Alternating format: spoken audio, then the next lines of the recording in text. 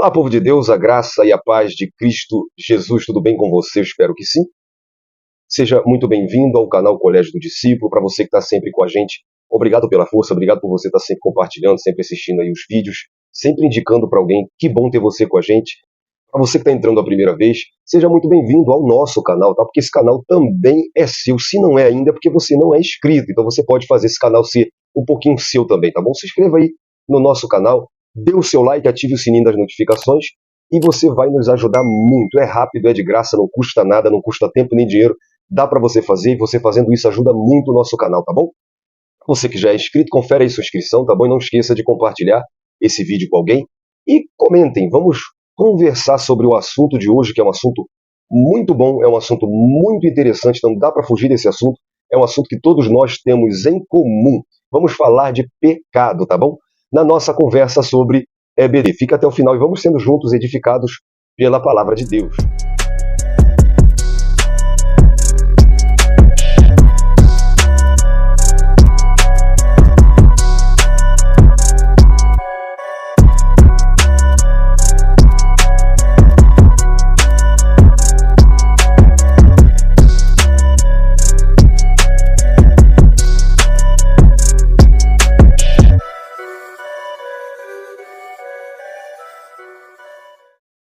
É verdade que não existe pecadinho nem pecadão? Ou existe classificações de pecado? Eu posso estar pecando sem saber que estou pecando? Existe pecado que não tem perdão? Afinal, o que é pecado? Vamos ver isso juntos? Bom, a lição de número 8 falou sobre a disciplina da igreja. O primeiro tópico tratou da santidade de Deus. E a igreja tem que ser santa, porque Deus é santo. E o primeiro tópico mostrou isso muito claramente. Então nós temos que se santificar. Temos que ser santo assim como ele é santo. Pedro nos adverte a isso. Levíticos, sede santo, porque eu, vosso Deus, sou santo. Então precisamos nos guardar em santidade. Se santificar é se separar do pecado. Deus ele é totalmente separado do pecado. E qualquer prática pecaminosa atinge o caráter de Deus. Qualquer prática pecaminosa é abominável aos olhos de Deus. Perante a isso fica uma pergunta. O que é pecado? Sabemos de fato o que é pecado? Eu quero começar com a declaração de fé das Assembleias de Deus, que na sua página 97 começa a tratar sobre o pecado. E falando sobre o pecado, fala sobre os nomes do pecado, a sua origem, a queda no Éden, o pecado original, as consequências da queda, a corrupção total do gênero humano, a situação do recém-nascido, olha, muito interessante, e das crianças, a relação do pecado de Adão com a pecaminosidade humana e a morte. Vai da página 97 à página 103. Eu quero ler para você o que é pecado nas declarações de fé das Assembleias de Deus. Está escrito assim na página 97. Cremos, professamos e ensinamos que o pecado é transgressão da lei de Deus. 1 João capítulo 3, versículo 4, na Almeida Revista e Atualizada, porque o pecado é a transgressão da lei, ou seja, a quebra do relacionamento do ser humano com Deus. Há diversos conceitos bíblicos, tanto para designar o pecado, tais como rebelião e desobediência, como suas consequências, quais sejam incapacidade espiritual, falta de conformidade com a vontade de Deus em estado, disposição ou conduta e corrupção inata dos seres humanos. Eclesiastes 7:20. Não há homem justo na terra que faça bem e nunca peque. Romanos 3:23, porque todos pecaram e destituídos estão da glória de Deus. Atanásio, um dos pais da igreja, dizia que o pecado é a introdução dentro da criação de um elemento desintegrador que conduz à destruição e que somente pode ser expelido por meio de uma nova criação. Daí a necessidade de um novo nascimento. A universalidade do pecado é confirmada em toda a Bíblia e comprovada pela própria experiência humana.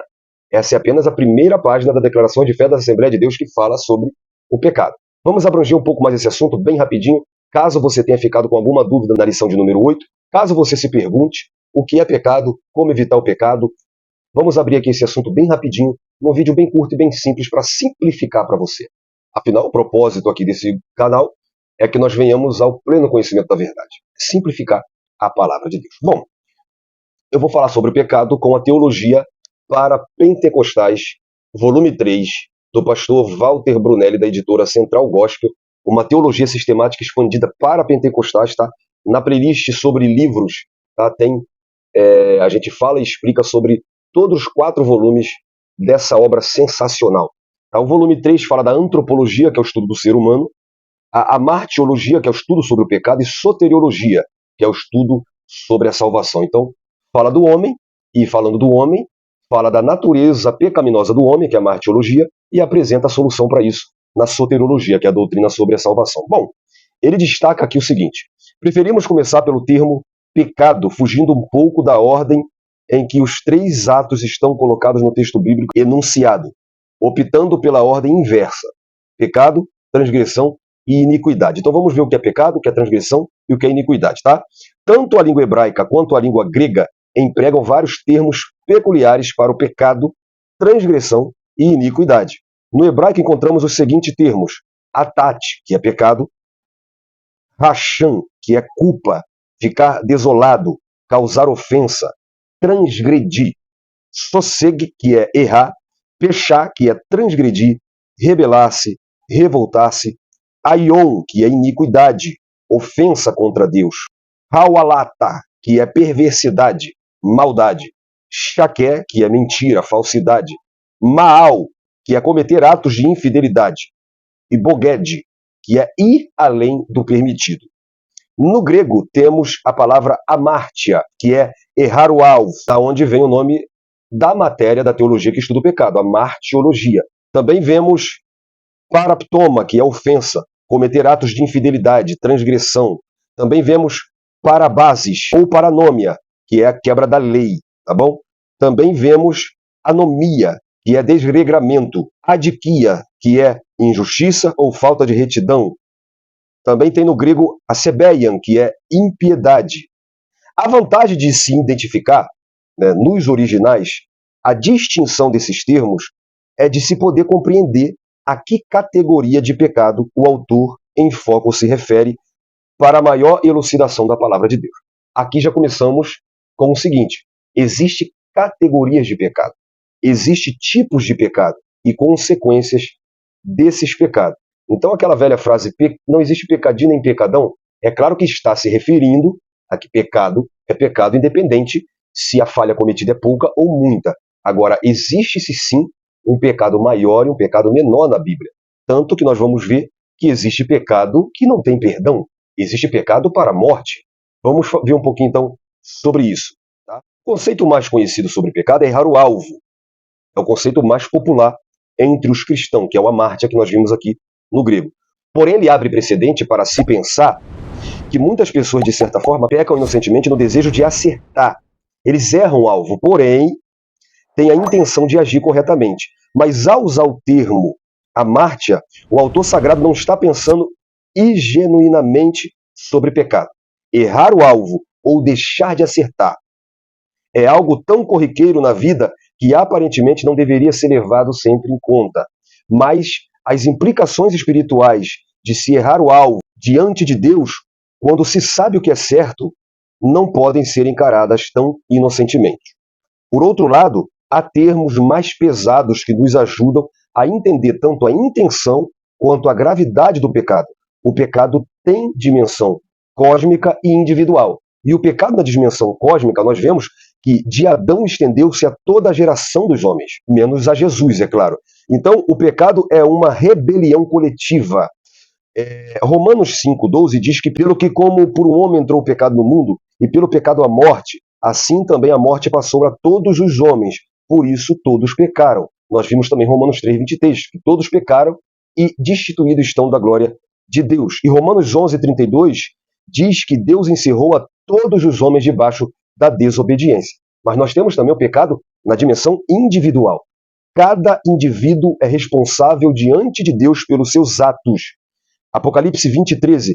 E deu o mar os mortos que nele havia, e a morte e o inferno deram os mortos que nele havia, e foram julgados cada um segundo as suas obras.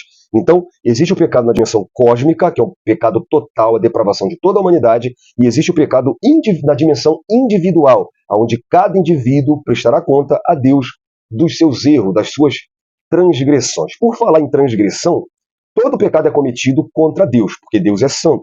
Qualquer ato pecaminoso ofende a santidade de Deus. Agora nós vemos a Bíblia falar de transgressão. A transgressão é a violação de uma lei, é infração, é a quebra de uma regra. Romanos 5,13, porque até a lei estava o pecado no mundo, mas o pecado não é imputado não havendo lei. Romanos 4, versículo 15, por exemplo, Paulo diz que porque a lei opera a ira, porque onde não há lei também não há transgressão. Então, por exemplo, quando nós vemos a transgressão de uma lei civil, responsabiliza o transgressor, seja com multa, como é o caso de normas de trânsito, ou como prisão, no caso de praticar um delito ou crime. Então, no hebraico, nós vemos as traduções para a transgressão, é traição, mentira, engano, infringir, ser infiel, ir além do permitido, é rebelião. Tudo isso são traduzidos por transgressão, transgressor e transgredir. Em suas críticas aos judeus legalistas, que insistiam na observância da lei, mas com frequência a quebravam, Paulo diz em Romanos 2,23, tu que te glorias na lei, desonra a Deus pela transgressão da lei. E também vemos o termo iniquidade. O termo iniquidade no Antigo Testamento é aion, tá? E aparece com frequência no Novo Testamento, quer expressando o ato de injustiça ou quer expressando a própria transgressão ou quebra de uma regra. Então, os dicionários da língua portuguesa apontam iniquidade como falta de equidade, retidão, igualdade, imparcialidade, justiça, perversidade. Jesus mesmo acusou os religiosos de praticar iniquidade. Mateus 23, 25, ai de vós, escribas e fariseus, hipócritas, porque limpas o exterior do prato, mas o interior está cheio de rapina e de iniquidade. Ele avisou também que no fim dos tempos, pela iniquidade, se esfriaria o amor. Simão, o mago, lá em Atos capítulo 8, foi acusado de iniquidade por querer comprar a unção do Espírito Santo. A iniquidade pode ser praticada pela língua. A língua também é um fogo. Como mundo de iniquidade, a língua está posta entre os nossos membros e contamina todo o corpo e inflama o curso da natureza e é inflamada pelo inferno. Tiago capítulo 3, versículo 6. Então quem tiver prazer na iniquidade será julgado, como diz, por exemplo, 2 Tessalonicenses 2,12, para que sejam julgados todos os que não creram a verdade, antes tiveram prazer na iniquidade. Então os iníquos serão mandados para bem longe de Deus. Olha o que diz Lucas 13, 27. E ele responderá, digo-vos que não sei de onde vós sois, apartai-vos de mim, vós todos que praticais iniquidade. Então iniquidade é maldade, perversidade e injustiça. Trata-se da prática do pecado no seu estado mais degradante. Nós vemos a incredulidade, que é o pecado de não crer. A matriz de todo o pecado está na incredulidade. Se a palavra de Deus fosse acreditada por todos, o mundo estaria completamente salvo e o inferno seria reservado apenas para Satanás e seus demônios. Agora, existe pecado imperdoável. E nós precisamos tomar cuidado com o pecado imperdoável, porque infelizmente, pela ignorância que nós tivemos há muito tempo, criou-se no meio evangélico uma falsa percepção do que é pecado imperdoável. E às vezes as pessoas têm remorso, as pessoas se culpam por ter em algum momento, em algum dado momento, proferido alguma palavra, feito alguma ação e que elas se acham imperdoáveis diante de Deus. Por exemplo, tivemos muito tempo um conceito errado do que é blasfema contra o Espírito Santo. Nós vemos na Bíblia que a blasfema contra o Espírito Santo não tem perdão. Agora, o que é esse pecado imperdoável? O que é blasfema contra o Espírito Santo? Eu já vi casos de pessoas falar para mim que não tinha mais perdão perante a Deus porque em dado momento da vida blasfemou. Disse que Deus não amava, disse que Deus não queria nada com ele e que isso era uma blasfema contra o Espírito Santo. O que significa blasfemar? Blasfemar significa ultrajar, insultar, praguejar. Trata-se de uma afronta sem espaço para reconciliação que permita ao ofensor voltar atrás. Outros pecados contra o Espírito Santo estão previstos, como por exemplo, Paulo diz aos Efésios sobre entristecer o Espírito Santo, apagar, estigar o Espírito Santo, ele fala aos Tessalonicenses. Ou seja, rejeitar as manifestações calorosas do Espírito Santo, sobretudo quando elas se dão por meio dos dons espirituais. Entretanto, tais atitudes não são irreparáveis, como é o pecado da blasfêmia. Pode se tratar de uma atitude arrogante, e de desprezo a ele. Jesus falou sobre esse pecado quando for acusado de expulsar demônios em nome de Beelzebu, ao que Jesus respondeu que o fazia pelo Espírito de Deus. Dentro desse mesmo contexto, que é de atribuir ao diabo o que é do Espírito e vice-versa. A razão da sua gravidade é que quando alguém chega ao ponto de ofender o Espírito Santo, está também implícito o desprezo a ele. Isso implica em cometer o mais alto nível de apostasia, como o autor aos Hebreus diz no capítulo 6. O Espírito Santo é o agente da Trindade que convence o homem do pecado, diz em João 16. Então, se for rejeitado, a obra de convencimento está impedida de ser realizada, pois não há substituto para o Espírito Santo. Não havendo quem traga de volta o ofensor, ele parecerá com essa culpa, sendo inexoravelmente condenado. Então, isso é pecado que não tem perdão. Existe pecado de omissão, que é o contrário do pecado de comissão, né, que é o relativo a cometer um ato. Já o pecado de omissão significa deixar de praticar o bem. Existe também pecado para a morte. E, obviamente, que todo pecado é para a morte. Tanto a morte física, a morte coletiva, quanto a morte espiritual. É uma lei sobre a qual estão submetidos todos os seres humanos.